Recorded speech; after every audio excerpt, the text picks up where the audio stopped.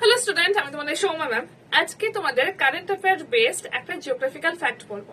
পিছনে ছবিটা দেখে চিনতে পারছো? এটা সেই বিখ্যাত আইল্যান্ড যেটাতে অনেকের বাকেট লিস্ট থাকে যে এখানে একটা দিন যাব। অনেকের ইনস্টাগ্রামে রোজ আসে।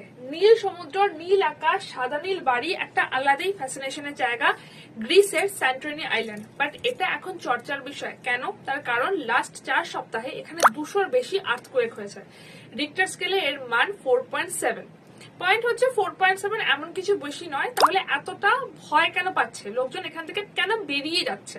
যারা টুরিস্ট গেছিল তারা কেন এখান থেকে চলে আসছে? তার কারণ এর হিস্ট্রি প্লাস জিওগ্রাফি।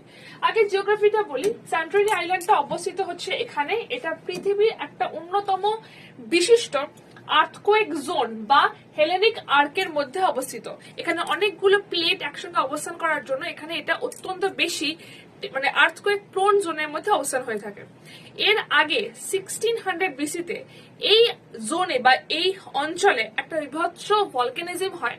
তারপরে সেখানে আর্থকোয়েক হয় এবং তারপরে দেখা যায় যে 1960s এখানে আর্থকোয়েকের সঙ্গে সঙ্গে সুনামি আসে, যার জন্য এই আইল্যান্ডের 1/3 পপুলেশন পুরোপুরি নষ্ট হয়ে যায়। এবং সেই ভয়ের জন্যই এখান থেকে মানুষরা এখন চলে যাচ্ছে এবং এখন বর্তমানে এটা এত বেশি চর্চার বিষয় হয়ে গেছে।